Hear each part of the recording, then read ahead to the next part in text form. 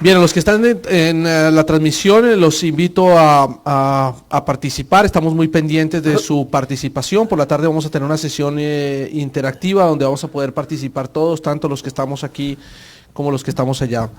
Ya hice la introducción a nuestro siguiente speaker, pero lo voy a volver a presentar. Nuestro siguiente speaker es el doctor Waldo Sepúlveda, quien viene desde Chile, especialista en medicina fetal, entrenado en la Fetal Medicine Foundation, trabaja en uno de los principales centros en Santiago de Chile, que es FetalMed. Ha dedicado gran parte de su vida a múltiples publicaciones, investigación en el diagnóstico prenatal, especialmente en el primer trimestre. Waldo, gracias por estar aquí adelante. Aló. Sí, buenos días. Les pido disculpas porque estoy con un resfrío de hace un par de días. Y bueno, agradezco al comité que me invitó nuevamente. Ya son varios años que hemos venido a este curso. Cada día somos más pobres, por lo tanto ya no podemos traer a la familia, tengo que venir solo.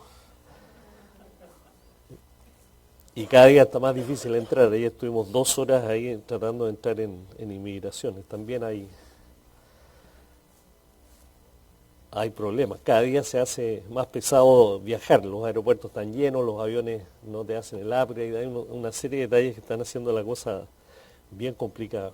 Espero que algún día todo esto se pueda hacer por la manera que lo está haciendo Mauricio, haciendo videoconferencias mucho más masivas. Cosa de poder alcanzar a más gente con esta información.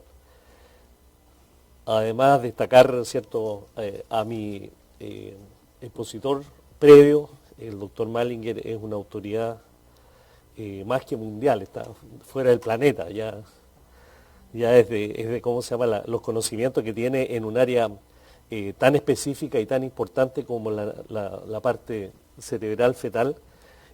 Marca también un hito y una enseñanza muy seria de que necesitamos gente que tiene que saber mucho de muy poco, porque esa es la manera de ir avanzando.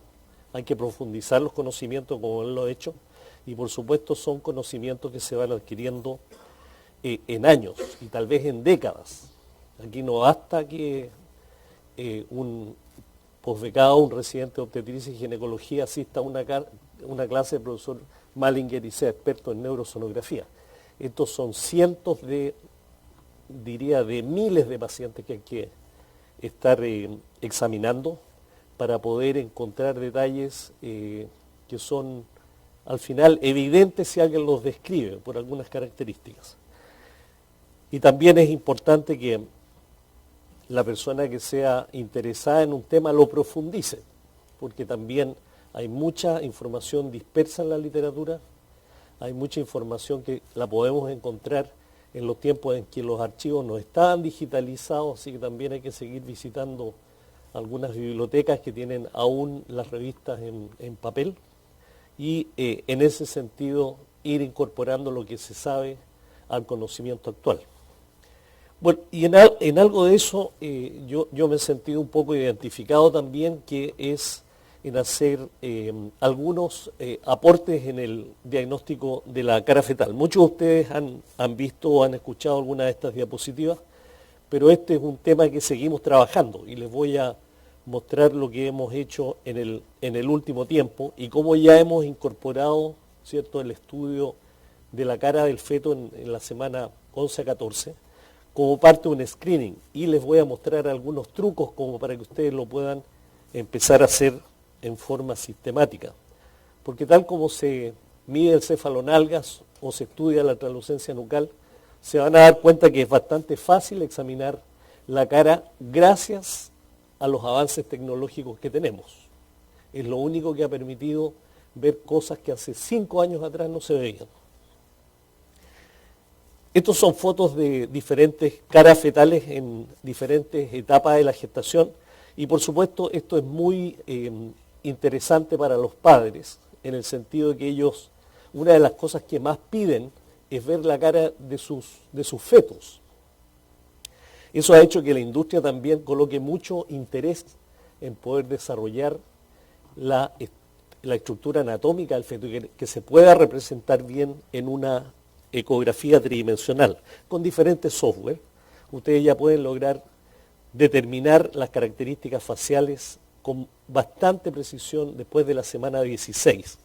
Y lo que les quiero mostrar a continuación es qué es lo que se puede realizar antes de la semana 14, con el propósito que ustedes puedan incorporar esto en el screening de malformaciones de la cara fetal, que aunque son raras, tienen mucha importancia, porque afectan al individuo y a su familia de una manera bastante importante. Esto para hacer un poco de propaganda, estamos a punto de sacar el libro un libro dedicado exclusivamente a malformaciones orofaciales con Gabriel Toni y con Amy Wong. También el profesor Mallinger nos colaboró con uno de los capítulos. Hay varios capítulos que nunca antes se habían escrito en la literatura y espero que ustedes que estén interesados en el examen prenatal de la cara, ¿cierto?, lo puedan adquirir. Esto va a estar creo que ahora en febrero se están haciendo las impresiones, así que en marzo adelante va a estar disponible en Springer.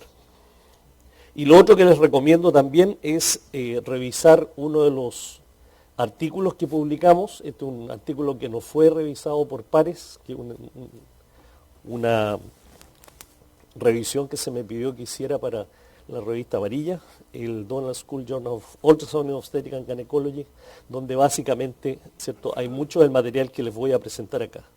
Y aquí abajo le puse lo que teníamos, ¿cierto?, en diciembre del año pasado, que en realidad es impresionante lo que hace la difusión por internet. Ese artículo tenía 7.700 bajadas, gente que lo había bajado para leerlo. Por lo tanto, yo creo que todo el movimiento intelectual o el movimiento va a ser muy rápido porque se va a publicar rápido lo que estamos viendo y va a tener un acceso masivo en cosa de pocos tiempos. O sea, yo creo que es difícil que alguien haya leído un trabajo escrito, ¿cierto?, y que alcance miles de visualizaciones. Definitivamente lo que antes hacíamos en papel, ahora todo se está haciendo en forma digital y en algunos lugares, por supuesto, estas bajadas son absolutamente masivas. Así que esto va en bien del conocimiento más general. Pero también hay que tener cuidado en aquellos problemas que, como muchos de estos artículos no son revisados por pares, también pueden haber algún tipo de fraude científico o pueden haber ciertas malinterpretaciones de los resultados, etc. Bien, ¿cómo nos va con el diagnóstico de anomalías faciales durante la translucencia nucal, el examen de translucencia nucal? Y este trabajo que es clásico del grupo del Fetal Medicine Foundation, de Singelaki, donde estudiaron 50.000 casos de fetos sin anomalías cromosómicas, y fíjense que del total de pacientes que tenían labio leporino, solo fueron capaces de diagnosticar el 5%. O sea, 1 de cada 20 se podía diagnosticar, ¿cierto?, realizando el estudio de cromosomopatías, especialmente dirigido a trisomía 21. Eso era relativamente malo. Y uno se preguntaba en ese momento, ¿por qué es tan malo si la cara siempre se examina en la ecografía de 2 semanas? Es obligatorio obtener un plano sagital con el propósito de verlo. Y fíjense, por supuesto, que hay diferencia entre lo que ocurre cuando están viendo vía transabdominal de la vía transvaginal, pero de todas maneras es posible examinar la cara. Esta es una foto de principios del 2002. Esta es una foto de una transvaginal mucho más reciente, donde ustedes se dan cuenta que las estructuras anatómicas de la cara son fáciles de diferenciar y de poder identificar. A eso se suma todo el manejo tridimensional de las imágenes, que también es un arma bastante poderosa que tenemos en esta fecha. Una de las cuales es la visualización multiplanar y lo otro es la visualización de superficie. Ambas nos ayudan a evaluar la cara. No es que una sea mejor que otra, sino que son complementarias. El multiplanar nos va a mostrar los planos profundos de la cara. Por ejemplo, en este caso ustedes se dan cuenta que hay aproximadamente varios cortes de diferentes grosores que nos están mostrando las estructuras profundas de la cara. En cambio, la visualización con el modo de superficie nos muestra en realidad qué es lo que pasa en la superficie de la cara, y valga la redundancia, en los cuales es posible ver perfectamente bien las estructuras faciales, que son muy pequeñas, pero que son identificables con la tecnología actual. Acá tenemos también el manejo de imágenes, donde ustedes pueden ir viendo y modificando la luz de tal manera de mejorar la visualización de algunas estructuras utilizando una técnica que se llama el HD Live, en el cual la iluminación y el ensombrecimiento de algunos de los segmentos hace que ustedes puedan discriminar mejor en alguno de los segmentos. Por supuesto que también esto se puede modificar con el Magic Cut, que es la técnica en la cual ustedes remueven tejido que está interponiéndose entre lo que ustedes quieren ver y el transductor. Por ejemplo, en este caso, esta misma cara se ha sacado el brazo, y ese cordón umbilical que ustedes ven acá también puede ser removido para examinar esta estructura. Bien, y la principal limitación para examinar la cara en este momento, ¿cierto?, aparte de la tecnológica, es fundamentalmente el tamaño. Yo regularmente hago mediciones de la cara del feto para darme una idea de qué territorio estamos trabajando. Y si ustedes se dan cuenta, en un feto de 13 semanas, más 2 días, si ustedes miden la distancia desde el nasion hasta el mentón, que es básicamente, ¿cierto?, la mayor parte de la cara sin considerar la frente, ustedes tienen 12 milímetros. Y si ustedes se miran un dedo tiene como 15 milímetros de grueso. O sea, en el fondo lo que estamos haciendo es examinar una estructura enormemente pequeña que no sobrepasa el grosor de un dedo. Y por eso necesitan amplificación muy óptima, y aparte de eso necesitan tener la técnica como para poder examinarla. Bien, una nota de cautela en relación a la nomenclatura, que lo hicimos notar hace muchos años atrás, pero yo veo que sigue siendo un conocimiento que aún no se ha corregido perfectamente bien. Es que cuando se empezó a hacer el estudio de la cara del feto, se empezó a estudiar la parte facial por el perfil. Se trataba de ubicar el perfil. Y si el feto no estaba en esa posición, uno perdía el tiempo tratando de que el feto se movilizara para colocarse en esta situación. Y por supuesto, se empezó a examinar la cara solamente para ver el hueso nasal y posteriormente para analizar el ángulo fronto-maxilofacial. Esas eran las dos indicaciones de la cara del feto. Y por años se hizo así mismo. Esto era muy buena técnica para la detección de trisomía 21, sobre el 70% de la detección, como ustedes lo saben bien, pero una muy mala técnica para la detección del labio leporino, que es la principal malformación de la cara del feto. ¿Y por qué eso? Porque en realidad el segmento que ustedes ven de la cara y del labio es enormemente pequeño. Mide un par de milímetros, mide 2-3 milímetros aproximadamente. Y ustedes se dan cuenta que en este plano ustedes pueden tener un labio leporino bilateral, y si no están viendo el labio en el plano correspondiente, van a tener el problema con el diagnóstico. Y aquí vemos también cómo era la literatura en ese momento. Y el año 2010 yo revisé hacia atrás lo que había, y habían 2 casos de labio leporino diagnosticados en la literatura mundial. Y aquí tienen un grupo de Italia, donde teóricamente la foto no es de las mejores, pero se diagnosticó un labio leporino bilateral. Este es el producto del aborto. Ustedes se dan cuenta que es un labio leporino muy severo, muy evidente. Y el año 2009 se publicó en la revista Blanca también un feto con una protrusión premaxilar, que gracias a la ecografía 3D se pudo diagnosticar este mismo problema. Son casi parecidos, pero son grados muy severos. Y ahí ustedes conocen que apareció el concepto de examinar el feto desde el plano coronal. Y el plano coronal, en el fondo, hay que entender que corresponde a la visualización de este hueso que está en verde, que es básicamente el maxilar superior. Y el maxilar superior tiene 2 componentes. El primer componente es el paladar primario, o el reborde alveolar que está acá. ¿Y por qué es importante verlo?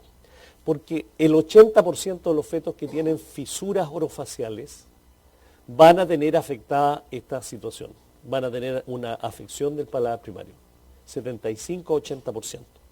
Por lo tanto, no voy a diagnosticar todos los casos, no es posible porque hay fetos que solo tienen fisuras palatinas o que solo tienen labio leporino sin compromiso del paladar, pero por otro lado puedo ver a la gran mayoría de los fetos que van a tener una fisura a este nivel y va a ser detectable en este plano coronal. Y lo segundo, que la estructura que sube hacia los huesos frontales para fusionarse con los huesos frontales no corresponde al zigoma como se pensó en algún momento, sino que corresponde a los procesos frontales del maxilar superior. Y ustedes se dan cuenta que entre medio de esos procesos frontales aparecen los dos huesos nasales. Por lo tanto, esta estructura, solo visualizar esta área nos permite ver bastante, o sea, nos da la información básica de lo que está ocurriendo en el tercio medio de la cara, donde se producen la mayor parte de las malformaciones faciales. Y ese triángulo, ¿cierto? En primera instancia nosotros hicimos claro de que lo que decía la Fetal Medicine Foundation, que cuando se estudiaba el hueso nasal se veía el zigoma, era una información que no era correcta, porque el zigoma está afuera, es lo que llamamos nosotros el hueso malar, y es la estructura que está en este caso en la porción externa. Por lo tanto, lo que se ve cuando se evalúa el hueso nasal es exclusivamente el proceso frontal del maxilar superior. Y así llegamos, ¿cierto?, a la ubicación, y estas son fotos originales, son del 2009, cuando estábamos haciendo las primeras tomas del triángulo retronasal, y ustedes se dan cuenta que estas estructuras son fáciles de visualizar en todas las ecografías. Y esto ya tiene, la publicación fue el año 2010, y empezamos a revisar en diferentes técnicas, ¿cierto?, cómo se empieza a ver el hueso nasal en diferentes situaciones y patología maxilofacial. Lo bueno de esto es que afortunadamente hemos tenido equipos 3D que nos han permitido poder examinar la cara en diferentes segmentos, y eso hace de que uno lo pueda realizar en forma rutinaria. No es necesario el 3D para hacer un screening. El screening se puede hacer exclusivamente con la ecografía 2D, si ustedes saben angular bien el transductor. Y cuando realizamos esto se hizo con el apoyo de un grupo de Madrid, liderado por la doctora Martínez Ten. Se empezaron a hacer estudios en los cuales ya sistematizamos el examen de los diferentes planos de la cabeza del feto, incluyendo la cara, viendo diferentes profundidades en los planos sagitales, en el axial y en el coronal. Aquí le quiero mostrar unos videoclips con el propósito de ver cómo se tiene que examinar la cara de una manera rápida. No toma, si el feto está en buena posición, no toma más de 30 segundos. Y básicamente consiste en avanzar y retroceder el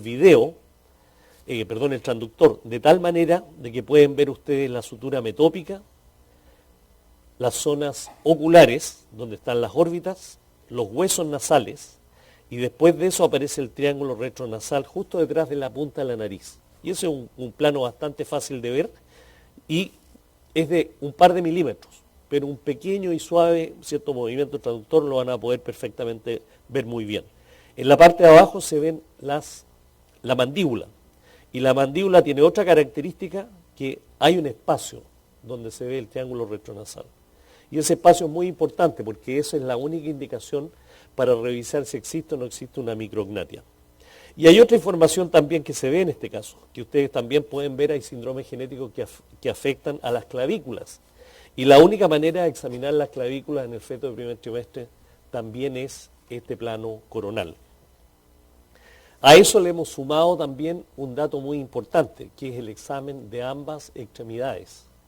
Ustedes se dan cuenta que hay lesiones transversas de mano que a veces no se diagnostican en el segundo trimestre y que definitivamente en el primer trimestre se pueden hacer en forma bastante fácil, porque es la única etapa en el embarazo en las cuales ustedes pueden ver simultáneamente ambas extremidades superiores.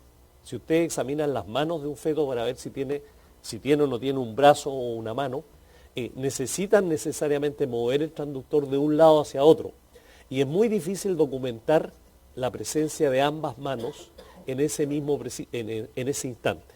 A diferencia de lo que pasa en el primer trimestre, que utilizando este mismo plano coronal, ustedes van a observar, ¿cierto?, las manos del feto y también la región de la cara. Así que es un dato adicional para que ustedes lo tengan considerado.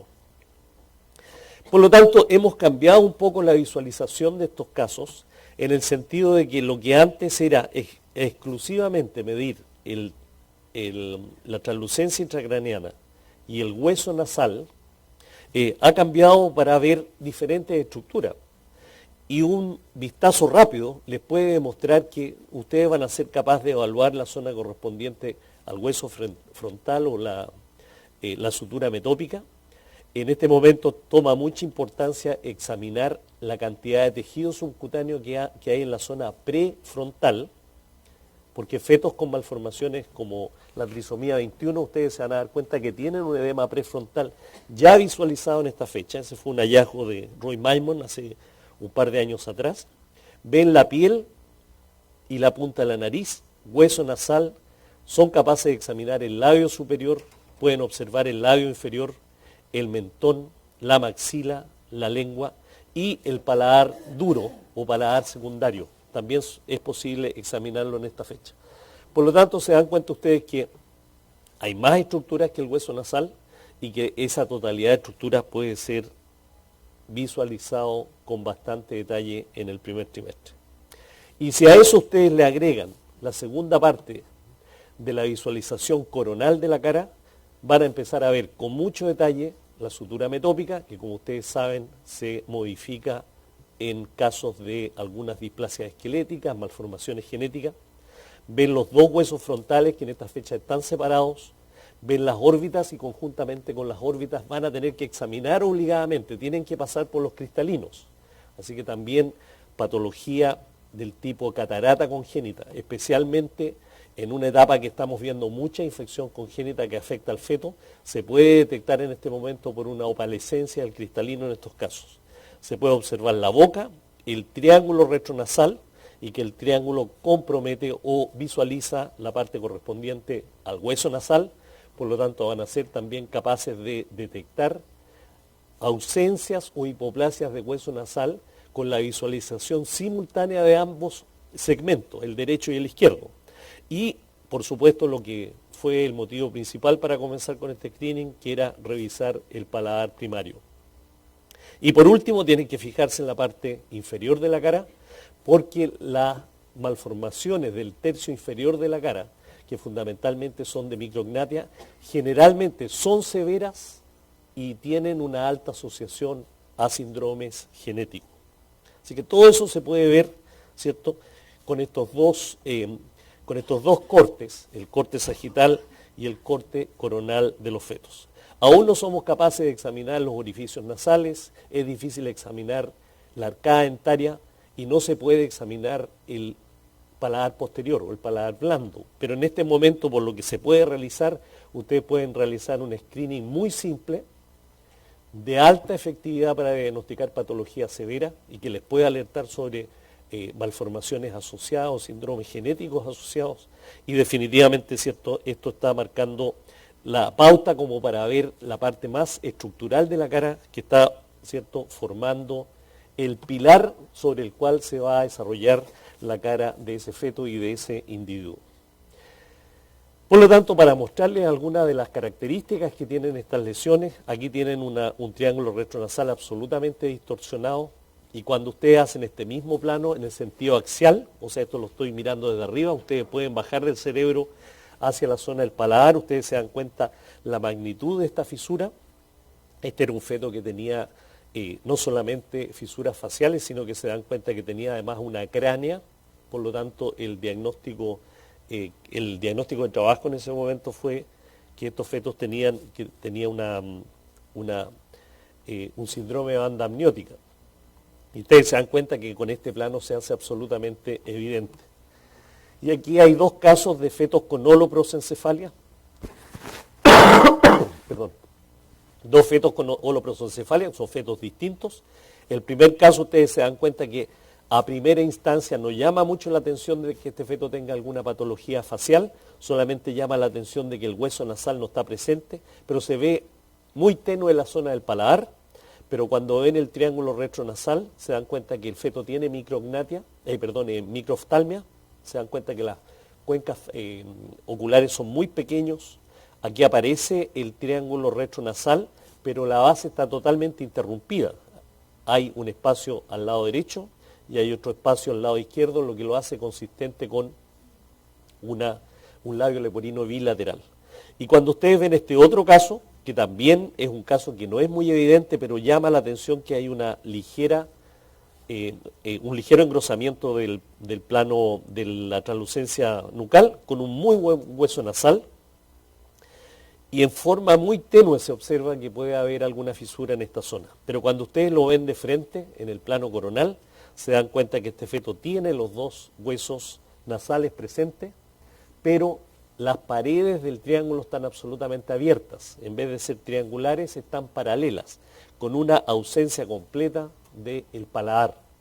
Por lo tanto, este feto, que en este corte no se ve tan dismórfico, al final termina con una agenesia del tercio medio de la cara y una agenesia de paladar completo, y el estudio genético demostró que este feto tenía una triploidía. Por lo tanto, esta información, que a veces cuesta verla en un solo plano, tienen que complementarla con el plano coronal. Y para demostrarle cómo nos va ayudando esto, ¿cierto? Que esta foto está tomada el 17 de febrero, o sea, hoy día es 22, 23 de febrero, ¿cierto? O sea, hace 2 o 3 días atrás me llegó esta paciente. Llega a hacerse el examen de 20 semanas y es una paciente que tenía todo absolutamente normal, y fíjense lo que pasa con la cara. Ustedes inmediatamente se dan cuenta que hay una malformación relativamente seria de esa cara. Afortunadamente no tenía hallazgos asociados. Y los cortes del perfil fetal a la semana 20, fíjense que ya muestra una protrusión premaxilar. Eso es típico de lo que ocurre en las lesiones del labio bilateral. Y cuando ustedes ven el corte axial, se dan cuenta que un lado está muy comprometido y en el otro, al tratar de seguir la arcada dentaria, ustedes se dan cuenta que también se puede documentar una fisura en el lado contralateral un poco más pequeña. Bueno, por supuesto, ¿qué es lo que hace uno de eso? Bueno, tratamos de conseguir las fotos prenatales del primer trimestre, ¿cierto? Para ver si acaso esto había sido evidente o no. Y esta es la foto que conseguimos del centro en la cual se había hecho esta ecografía. Y si ustedes se dan cuenta, ¿cierto? Tenemos acá una muy buena visualización del plano sagital, y cuando ustedes ven acá se ve la translucencia nucal normal, se ve la zona correspondiente a la translucencia intracraniana y la cisterna magna. Por lo tanto, hay muy buen plano de examen. Y también se ve el hueso nasal. Pero cuando ustedes lo ven, fallaron en una cosa, posiblemente no se fijaron y no amplificaron. Cuando nosotros tomamos esta misma imagen digital y la amplificamos, fíjense que ustedes aquí se dan cuenta de 2 detalles bastante importantes. Primero, de que el labio protruye hacia adelante y en cierto sentido como que tapa la zona de la nariz, se le va hacia adelante. Si yo les muestro, ¿cierto?, volver atrás un poco acá,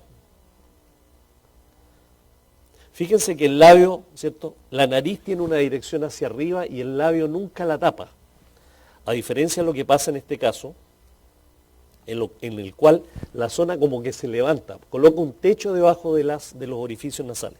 Y hay otro detalle relativamente importante, que si ustedes siguen la línea del paladar, que yo se los voy a mostrar acá de nuevo en esta otra imagen, la línea del paladar tiene que ser continua, absolutamente continua, entre el paladar primario o reborde alveolar y el paladar secundario o paladar duro. Cuando ustedes lo ven acá en la foto, se dan cuenta que existe un espacio. ¿Y por qué se produce ese espacio? Muy simple, porque en esa zona, que es donde está la zona del punto incisivo, detrás de los incisivos, donde termina el paladar primario, se produce la fisura, pero respeta la zona posterior del paladar secundario o paladar duro. Y en ese caso, ¿cierto?, ustedes van a ser capaces de solamente, ¿cierto?, ver este tipo de malformación en la cual existe este gap, a menos que este feto tenga una extensión hacia el paladar, hacia atrás, hacia la úvula. Y si así lo tuviera, esto tampoco se va a ver. Por lo tanto, parte de la cara, en el plano sagital, tiene que incluir la visualización completa del paladar primario y secundario en el corte sagital. ¿Cómo se puede arreglar o se puede visualizar el paladar? El paladar en el fondo es muy difícil de ver incluso en el segundo trimestre y vamos a hablar de eso en la próxima conferencia. Pero en el primer trimestre, ¿qué es lo que se puede avanzar en esto? Nosotros utilizamos un algoritmo que se llama el Volume T para poder examinar. Este es un trabajo que me colaboró también Daniel, que está acá en la oficina, revisando volúmenes. O sea, esto no son informaciones de pacientes, sino que es información de captura de volúmenes que se estaba haciendo de tal manera de poder examinar bien lo que pasa con el paladar. Y básicamente la tecnología consistía en utilizar cortes tridimensionales en los cuales se tiraba una línea que pasara por el hueso nasal y por el paladar primario. Y ustedes se dan cuenta que se observa inmediatamente en la parte de la contrapuesta, que corresponde al plano ortogonal, coronal, y ustedes ven inmediatamente qué es lo que pasa con el triángulo retronasal. Y eso puede ser, por supuesto, hecho con diferentes tecnologías. En este caso, mejoramos la visualización al incrementar una línea a colocar con un grosor establecido. Y ahí se pueden ver las estructuras óseas con mucha facilidad. Se pueden utilizar muchos cortes, pero el único corte que permite ver el paladar es el corte axial, en los cuales ustedes pasan esta línea o este segmento a través del paladar primario y secundario. El paladar primario está acá en la esquina y el resto es paladar secundario. ¿Y por qué es esto? Porque en el feto de 12 semanas o de 13 semanas, el paladar es plano. Y al ser plano, ustedes pueden observar la estructura completa de tal manera de que es la única oportunidad de examinar el paladar con un solo corte multisectorial como este de acá. Y cuando aparece esta situación, ustedes ya son capaces de examinar la porción medial del paladar, o si utilizan un corte más grueso, se dan cuenta que el paladar está absolutamente intacto. Esto es de suma importancia en gente que tiene antecedentes personales, o sea, una madre que tiene un labio leporino ella, o familiares que ha tenido hijos, primos o familiares cercanos con labio leporino. Por lo tanto, ustedes a la semana 12 pueden examinar a esta población de alto riesgo con técnicas tridimensionales y poder confirmar si acaso hay o no hay una fisura orofacial ya en esta fecha. Bien, y este es un estudio que completamos, un estudio más masivo de labio leporino y paladar en el primer trimestre de la gestación, utilizando técnicas de ultrasonido que se realizó con el grupo de Pilar Martínez y que definitivamente confirmó que el estudio tridimensional de la cara es posible y se puede confirmar o descartar con bastante precisión la presencia de un labio leporino utilizando estos cortes tridimensionales. Esta es la técnica que la describió Pilar, que es básicamente muy simple de hacer. Ustedes necesitan el plano sagital de un feto, hacer la captura. Cuando se hace la captura, se guardan los volúmenes. Esto automáticamente aparece en el screen como el plano A, el B y el C, donde en el A tienen el sagital, aquí tienen el axial y el coronal. Y la técnica consiste en colocar el punto de referencia en el paladar primario, de tal manera que el paladar primario le sirve para rotar la imagen y la colocan en el plano directo y ustedes obtienen inmediatamente el triángulo retronasal y el paladar secundario en ese mismo momento. Por lo tanto, con un buen volumen ustedes pueden hacer esto en menos de un minuto. Es relativamente fácil de hacer. Tienen que tener la colaboración del feto, que el feto no se mueva. Tienen que tener la colaboración en que la tecnología sea perfecta, de tal manera que el feto esté en el plano sagital perfecto. Esto está publicado en la revista Blanca, así que lo pueden ver, ¿cierto?, con mayor detalle en ese caso. Y dentro de este estudio, que constituyó el estudio de cerca de 250 volúmenes tridimensionales de primer trimestre, hubo 7 casos en los cuales había diferentes lesiones orofaciales. Y aquí están los casos explicados con bastante detalle, y que iban desde lesiones mediales hasta lesiones bilaterales y bastante extensas, incluyendo un caso de un labio leporino unilateral, sin malformaciones asociadas, que está mostrado acá en la cuarta línea. Y ustedes se dan cuenta que la precisión del examen en general fue bastante buena. ¿En qué falló? Que hubo 2 casos de falsos positivos, que se vio o se pensó que podía haber una lesión facial y no la hubo, Y en ese caso es posible que haya habido algo de ensombrecimiento por parte de las extremidades del feto o una mala técnica de adquisición. Es bastante importante destacar que en esta fecha la parte de osificación es casi nula. Los fetos generalmente tienen cartílago, por lo tanto el examen de toda la cara, a diferencia de lo que pasa en el segundo trimestre, casi no constituye una limitación. Y aquí ustedes se dan cuenta que todos los fetos que tenían las lesiones con los labios leporino, todos los casos fueron posibles detectarlo. Por lo tanto, no es el problema de diagnosticar el problema, sino que poder diagnosticar de más, como en este caso, si acaso uno tiene, ¿cierto?, la posibilidad de interrumpir el embarazo por un labio leporino. En general hay que pedirle a la paciente que esto se confirme con una ecografía tridimensional o esperar hasta la semana 14 para así poder tener el diagnóstico definitivo. Bien, hemos utilizado otras técnicas. Este es un trabajo que realizamos con Gabriel Toni de Italia con el propósito de examinar diferentes cortes y para mostrarle algunos de los fetos. Fíjense lo que se puede ver en un feto de 12 semanas en los cuales se empiezan a ver diferentes lesiones. Ustedes pueden utilizar las técnicas tridimensionales para mejorar algunos de los segmentos, por ejemplo en este caso la parte ósea, y ustedes se dan cuenta que hay cambios importantes de acuerdo a cómo uno haga el seteo de su equipo, de tal manera que esta tecnología también, ¿cierto?, necesita la confirmación posterior, pero ustedes se dan cuenta que se puede realizar con mucha facilidad.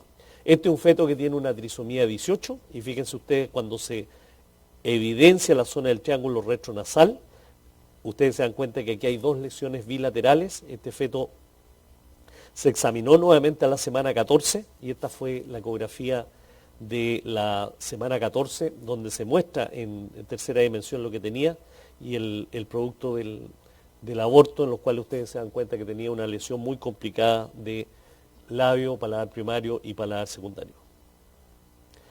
¿Cómo nos ayuda esto en el primer trimestre de la gestación? Si acaso esto se puede hacer en alguna técnica de screening masivo.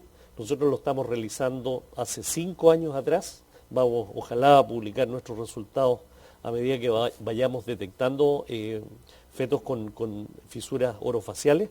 Pero ya nos ganó un equipo de China. Si ustedes se dan cuenta, esto salió publicado en Fetal Diagnosis and Therapy, donde ellos examinaron 5.000 mujeres. Y de esos 5.000 mujeres, 7 casos fueron diagnosticados con una fisura orofacial. Y todos mostraron que el triángulo retronasal era anormal. Hubo un caso que no lo diagnosticaron. O sea, hubo un caso que apareció y salió bien, ¿cierto? Hace un tiempo atrás el doctor Malinger hizo la nota de que era muy bueno para ser verdad, pero en general cuando uno empieza a examinar estos fetos y se acostumbra con las imágenes, en general es posible que la mayor parte lo detecte. Yo creo que por lo menos en un sistema de screening debemos ser capaces de detectar aproximadamente un 80% de las fisuras orofaciales mediante esta técnica. Tal vez no el 100%, porque un porcentaje no menor de pacientes aparece como a la semana 11. Pero si ustedes analizan cuando empieza a llegar la gente para un estudio anatómico, en general la semana 12 y media o 13 ya pueden hacer perfectamente bien esta información. Algunas fotos de nuestros casos, fíjense cómo se ve un labio leporino bilateral con la protrusión premaxilar, cómo se ve el corte del triángulo retronasal con esta misma lesión, como ustedes se dan cuenta se ve relativamente bien. Esta es una foto que nos facilitó Fabricio de Silva Costa, que trabaja en Melbourne, donde aquí están utilizando la técnica, ¿cierto?, del HD Live, que se mueve, ¿cierto?, de tal manera que ustedes pueden iluminar algunas partes produciendo sombras en otras. Y aquí se puede utilizar para revisar, ¿cierto?, la distorsión que existe en este feto con un labio leporino unilateral. Y este es un caso nuestro, donde utilizamos la misma técnica. Fíjense que tiene 12 semanas más 6 días y este feto tenía una lesión unilateral bastante extensa. Este feto tenía un incremento de la translucencia nucal. Se hizo un estudio genético, salió normal y en el segundo trimestre este feto tenía eye drops. Por lo tanto, pensamos que es una enfermedad genética no determinada por el momento, y ustedes se dan cuenta que el producto del aborto lo tienen acá y reproduce con bastante similitud lo que tenía en el primer trimestre. Pero aquí lo importante es que la técnica HD Live nos permite iluminar la cara de tal manera de que los espacios que van quedando atrás se pueden destacar mucho más. Y en este sentido nos ayuda en la evaluación del paladar y del labio leporino en este caso. ¿Cómo voy en la hora, Mauricio? ¿Quedan 10 minutos o me pasé 10 minutos? Estamos bien, qué bueno. Algunas palabras con respecto al hueso nasal. El hueso nasal es muy importante y todos lo revisamos en la ecografía de 12 semanas. Es parte obligatoria del examen. Pero también, como les mencioné, es posible detectar los huesos nasales en el primer trimestre. Y este es un trabajo de Pilar Martínez en colaboración con nosotros, en los cuales se pudo hacer un estudio de los huesos nasales utilizando el mismo plano del triángulo retronasal. Como ustedes se dan cuenta, hay dos ventajas acá. Lo primero, que ocupa planos convencionales, no solamente el sagital. A veces el sagital cuesta encontrarlo en el feto. Por lo tanto, cuando el feto está lateralizado, es más fácil encontrar el plano coronal. Y lo segundo es que ustedes en el mismo plano pueden examinar los dos huesos nasales. Porque recuerden que los huesos nasales son dos. Y generalmente cuando estamos haciendo el screening con el plano sagital vemos uno solo. Pero aquí van a ver los dos. Por lo tanto, esto ofrece algunas ventajas, especialmente cuando no tienen un buen plano sagital. Y este estudio se publicó hace ya 2 o 3 años atrás, donde ustedes se dan cuenta que es posible observar fetos con dos huesos nasales del mismo tamaño, fetos con ausencia unilateral de un hueso nasal, fetos con hueso nasal hipoplásico o huesos ausentes. Y por lo tanto, en este mismo plano ustedes pueden diagnosticar perfectamente bien.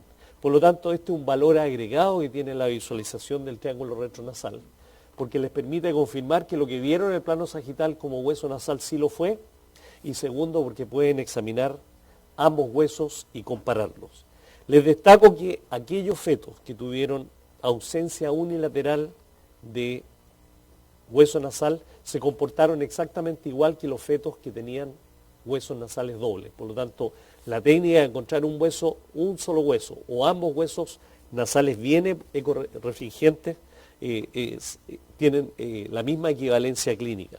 El problema son los huesos hipoplásicos que se ven como puntiformes o la ausencia del hueso nasal, porque en esta población, en la población C y D, es donde se acumularon los fetos con trisomía 21. Y la otra patología que también ustedes tienen que estar siempre pendientes es que cuando examinan, ¿cierto?, el corte sagital del feto, tienen que examinar también la mandíbula. Y en este caso, por ejemplo, ustedes están viendo que este feto tiene muy buena conformación en el tercio medio y superior de la cara, la translucencia nucal es normal, pero ¿qué es lo que se dan cuenta ahí? ¿Cierto? Estos fetos tienen micrognatia, y la micrognatia es seria. Va desde una asfixia intrauterina hasta síndromes genéticos orofaciales que son todos severos. Por lo tanto, es algo que tenemos que estar examinando en el primer trimestre. Aquí tienen otro caso, esta paciente 12 semanas más 5 días. Fíjense que tenía un incremento leve de la translucencia retronucal, un hueso nasal que estaba presente pero no era muy ecogénico, pero fíjense lo que pasa con la mandíbula. La mandíbula totalmente desplazada para atrás. Por lo tanto, son fetos con micrognatia. Se llama retrognatia la desviación hacia atrás, o sea, la movilización de la mandíbula hacia atrás. Pero en el fondo, todos los micrognáticos, no hay manera que la micrognatia se le vaya para adelante. Por lo tanto, el término micrognatia incluye ambas condiciones, que algunos llaman retromicrognatia, pero es solamente una discusión semántica. Y aquí está el trabajo que nosotros describimos, lo que llamamos el gap mandibular, con el propósito de detectar que aquí existe, ¿cierto?, la posibilidad de que pueda tener este feto una micrognatia o no. ¿Y en qué se basa eso? Que cuando ustedes hacen el plano de corte coronal, ustedes se dan cuenta que pasan por el hueso nasal y por la porción anterior del paladar primario, Y siempre esta línea que se continúa deja el mentón adelante. Por lo tanto, cuando ustedes lo ven de frente, se ve un espacio, porque el mentón está en un plano anterior. Pero en los fetos con micrognatia, cuando ustedes pasan por esa zona, van a caer en el hueso del mentón directamente. Por lo tanto, desaparece o el mentón o aparece el gap. Desaparece completamente. Este es un feto normal, donde se ve el triángulo retronasal y el gap. El gap mide entre 2 y 3 y casi 4 milímetros. Y fíjense lo que pasa en un feto, como en este caso es un feto con una triploidía, que tenía una micrognatia. Pasan por la zona del paladar primario, pero caen directamente en la zona del mentón y se ve una ausencia del gap mandibular o el hueso mandibular se ve sólido. Y eso hace de que este feto tenga una micrognatia diagnosticada. Pero apareció, ya fue publicado esto el 2016, el grupo de Holanda, de Ámsterdam, diagnosticaron, ¿cierto?, micrognatia con una técnica que es mucho más fácil, que también se puede incorporar.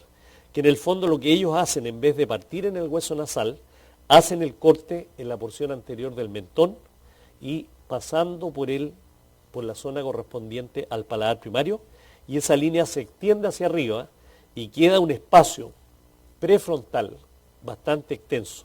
Si ustedes lo ven en un feto normal, generalmente esa línea se aproxima mucho a la frente. Por lo tanto, este espacio es mucho más reducido. Cualquier plano que sea bastante ancho acá o que no toque la zona de la frente tiene que ser susceptible de hacerle más estudios porque puede corresponder a un feto con una micrognatia. Así que ese también es un buen dato para estar viendo. Uno al final lo reconoce exclusivamente haciendo la ecografía en estos casos. Y este es un feto normal, para que ustedes vean, y un feto con una micrognatia. Al pasar por acá hasta arriba, fíjense cómo se amplía la zona. Este es el mismo feto anterior que les mostré. Y hace poco también Ravi Chawi describió lo que yo les mencioné anteriormente, el gap maxilar, que en el fondo al examinar el hueso maxilar, el paladar acá arriba, él se dio cuenta que algunos fetos que tenían lesiones de labios tenían este pequeño, ¿cierto?, espacio, esta interrupción de la continuidad y que puede corresponder a esta zona. Esto solo sirve para aquellos casos en que tienen el paladar secundario o paladar duro indemne. Porque si ustedes no tienen esta zona, como en este caso, que lamentablemente no tengo el volumen para analizarlo, pero en ese caso no es posible ver el hueso o el paladar duro. Y esto ya se comparó, este es un trabajo que aún no ha sido publicado, pero espero verlo pronto en la prensa, en lo cual se comparó el gap mandibular, el gap maxilar y el triángulo retronasal para la detección de labio leporino y paladar hendido. Y por supuesto, las grandes limitaciones son, ¿cierto?, poder examinar el paladar secundario en estos casos.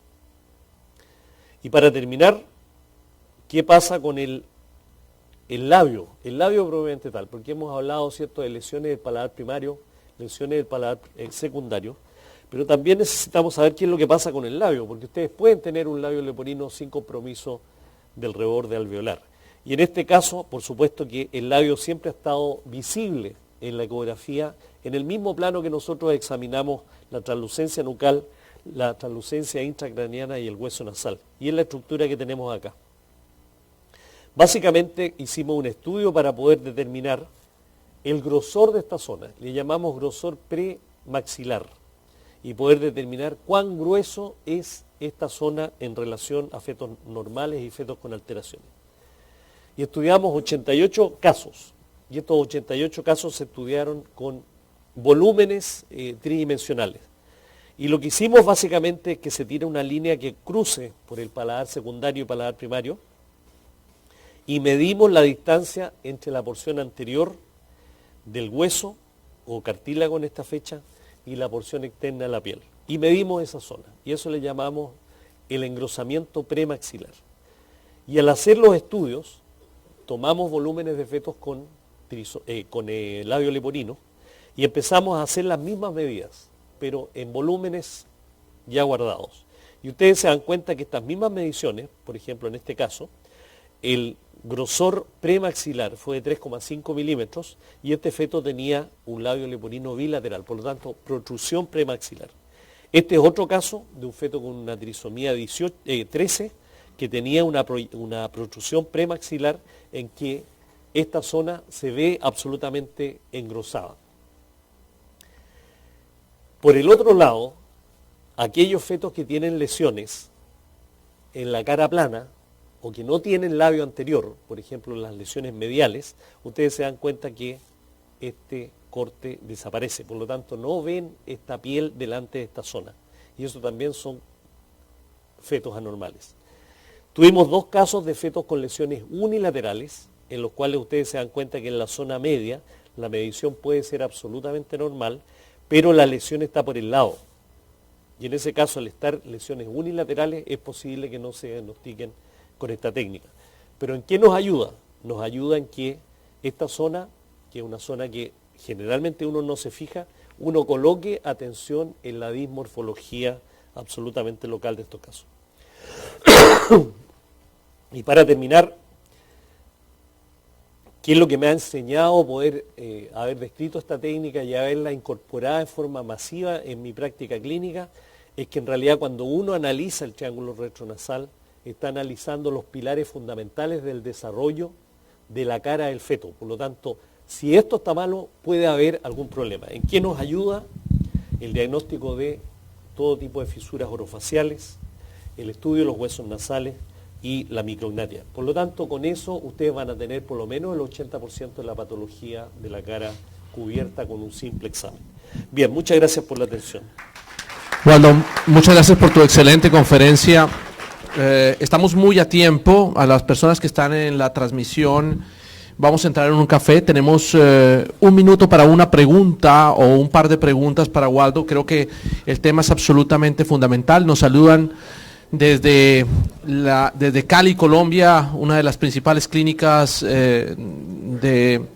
que se llama la clínica Sebastián de Belalcázar, está conectada con todo su staff en la parte de diagnóstico prenatal. Raúl, hay una pregunta ahí, vamos pasando mientras yo transmito los saludos que nos envían. Nos saludan también desde España, desde República Dominicana. Bueno, si nos quieren enviar sus fotos de cómo están, si están reunidos en un staff o si están en su oficina, mándenos las fotos que muy seguramente las pasaremos y miraremos eso. Adelante con tu pregunta. Ok. Doctor Waldo, buenos días. Buenos días. Una pregunta, doctor.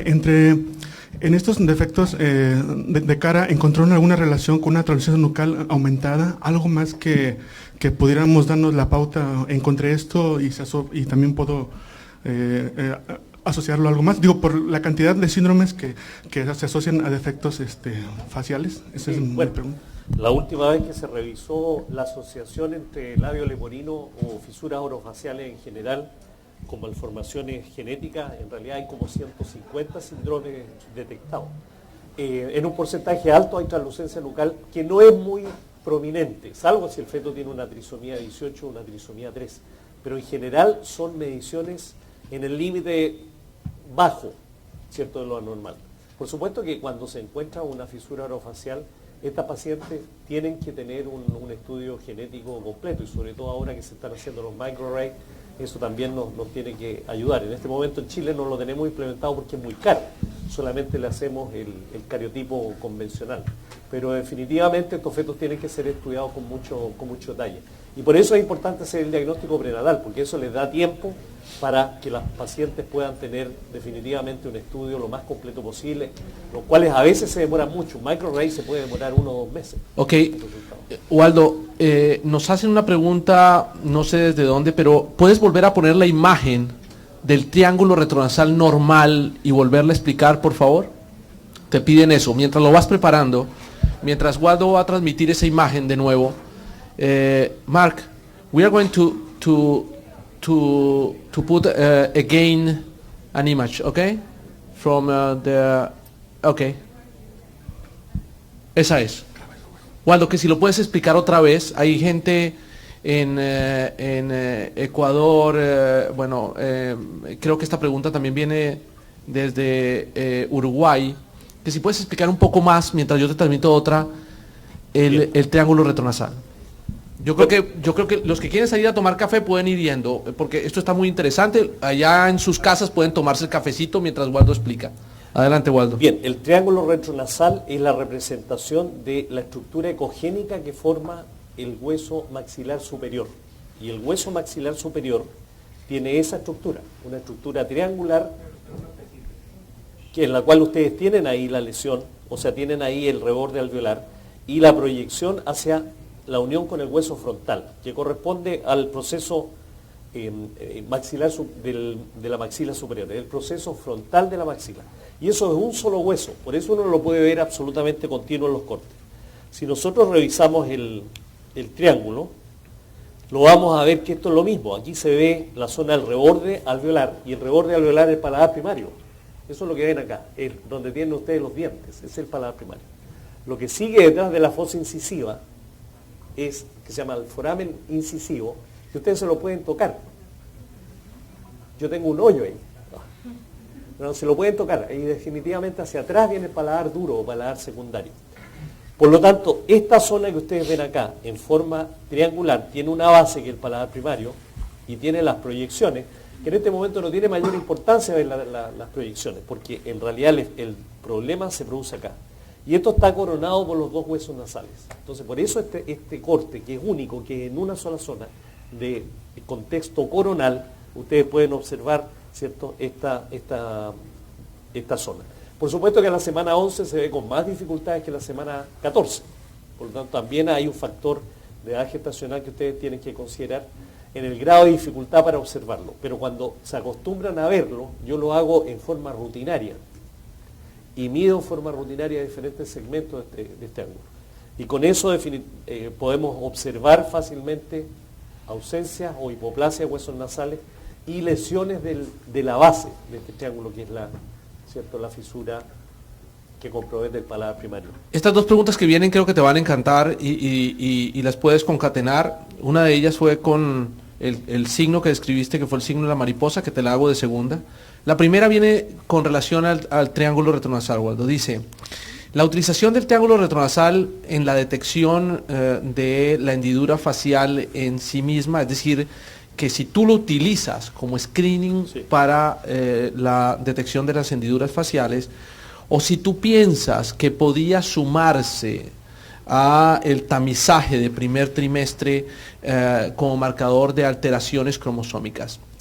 Y la complementa diciendo que si es mejor evaluar los huesos nasales en este corte que en el corte sagital. Adelante. Sí, bueno, yo tengo más práctica que mucha gente viendo el triángulo retronasal por motivos obvios.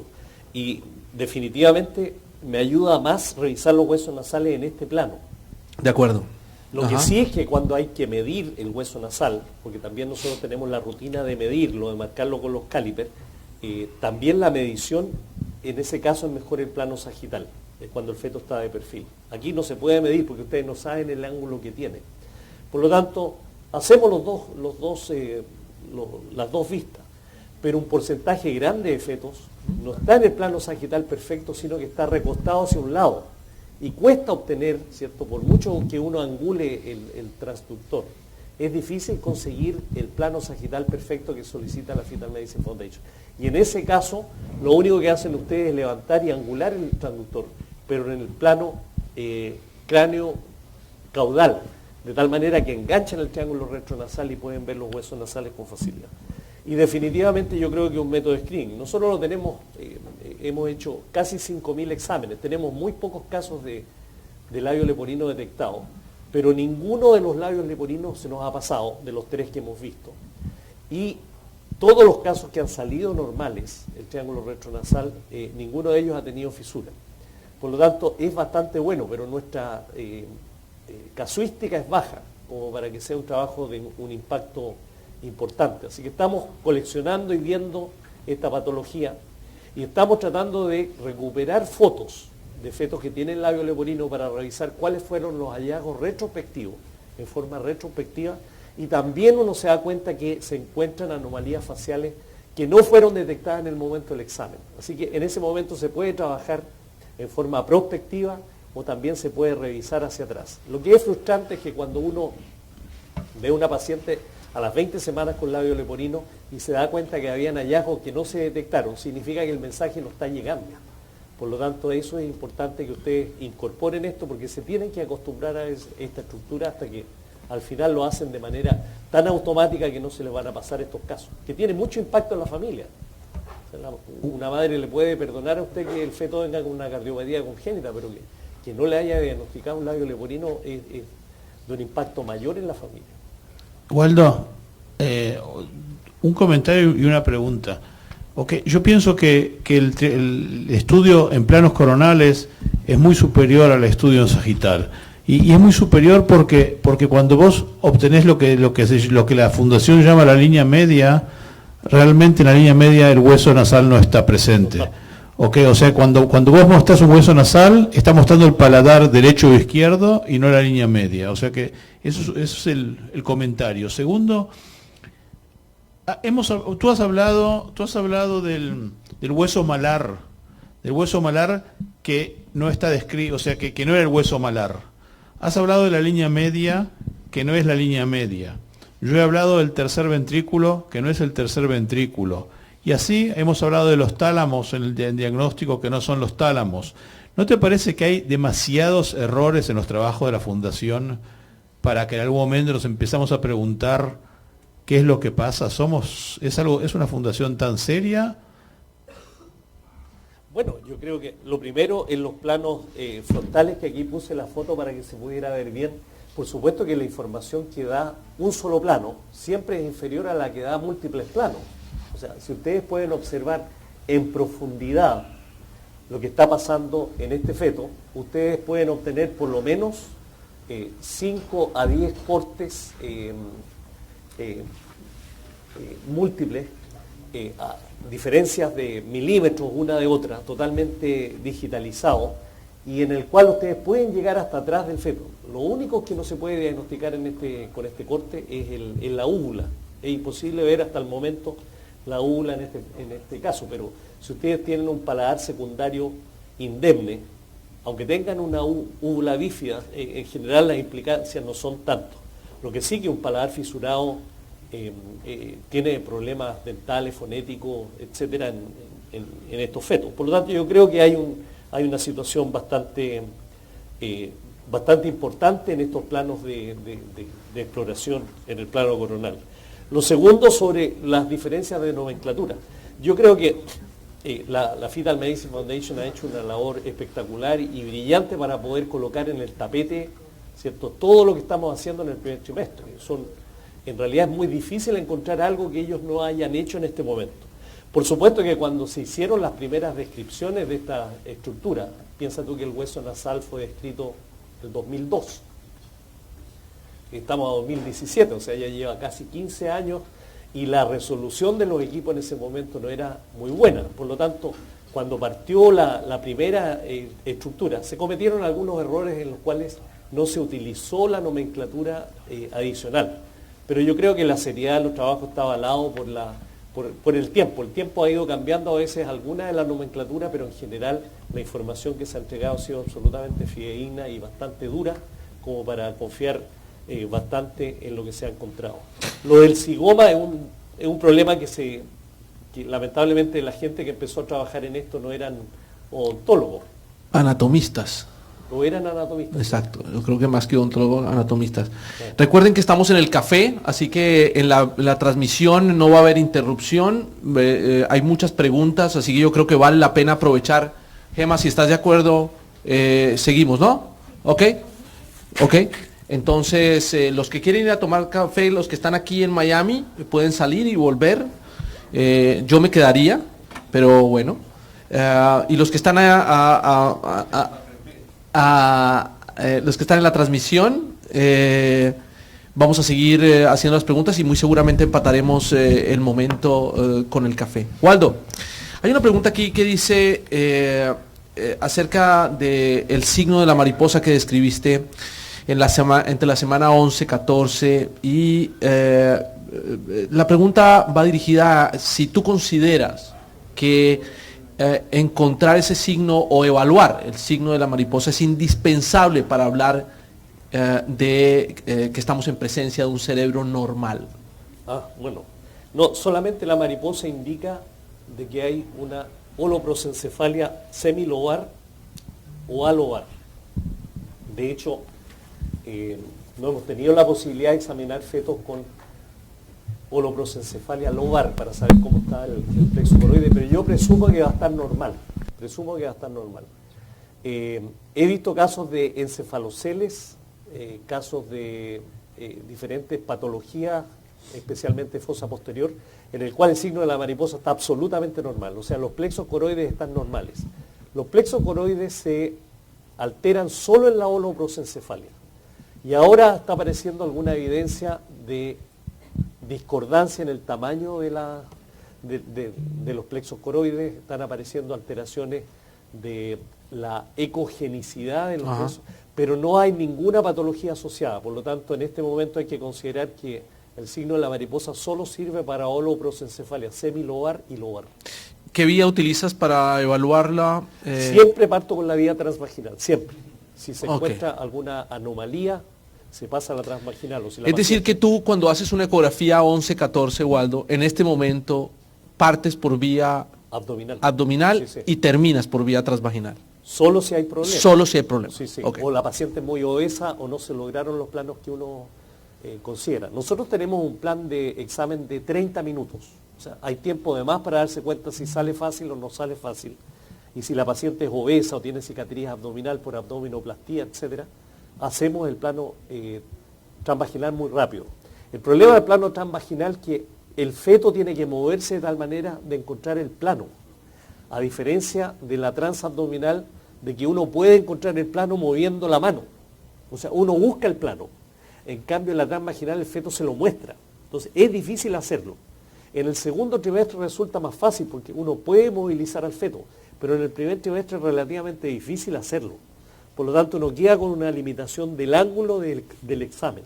Así que por eso no partimos con la transvaginal, pese a que las tomas son mucho mejores. El feto está colocado en tal forma en el primer trimestre de que si tú vienes abdominal, el plano sagital es prácticamente siempre inmediato. Si tú vienes transvaginal, o sea, el feto está o de nalga o de cabeza, o sea que tú lo que puedes obtener son córteres mucho más difíciles. O sea, nunca llegas al corte sagital. En el transvaginal siempre el corte inicial es coronal axial, mientras que en el transabdominal es siempre axial sagital. Sí. Ese es el... Siempre el feto está como... O sea que desde ese punto de vista la fundación tuvo el decir, ellos por años se opusieron al ultrasonido vaginal, por años. O sea, en Chicago una gran discusión con Moshe Bronstein, o sea, que se reían de él, que él hacía el ultrasonido transvaginal para todo y se reían de él, o sea, lo ridiculizaron. Llevó 15 años, como tú decís, darse cuenta de que en el plano transvaginal se ven cosas que en el transabdominal no se ve. Pero desde el punto de vista de la nucal translucency, es muchísimo más fácil el abdominal, porque no lo tenés que manipular al feto. Sí. Te lleva menos tiempo. El feto está como en hamaca, le digo yo. En una posición de hamaca. Aquí hay una pregunta aquí, Waldo. Doctor, la hace acá en el micrófono, por favor, para que escuchen en la transmisión. Buen día, doctor. ¿Se podría intentar la exploración en una paciente con buenas condiciones obstétricas con un traductor lineal? ¿Se podría intentar? ¿Se ha hecho? ¿A las cuántas semanas? Lo que estamos hablando, la ventana de 12 a 14, usar un lineal a 7 megas, por ejemplo, no tan que me pueda entrar y sería a lo mejor un poco más, todavía mejor lo que estamos hablando de la técnica de lo posible. Sí, yo creo que sí, pero en general yo no tengo ninguna experiencia en eso. Yo mostré, sí, o sea, usted lo mostró. Yo mostré, o sea, tenés con un transabdominal lineal de 9. Pero para columna. Para todo, para lo que sea. O sea, se ve muy bien. El asunto es que no siempre el paciente es el apropiado. Pero si es un paciente flaco, ahora por ejemplo estuve en Singapur, que las pacientes de Singapur son las ideales, se las han hecho a medida.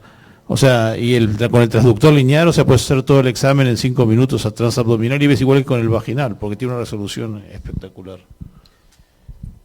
Bueno, creo yo que vamos a pasar... Ah, hay otra pregunta aquí. ¿Y hay otra pregunta ya? Ok. Muy buenos días, doctor. Buen Jorge día. Cerrato, de Honduras. ¿Usted cree que pues la medición del triángulo retronasal puede ser influenciada por la raza? No sé.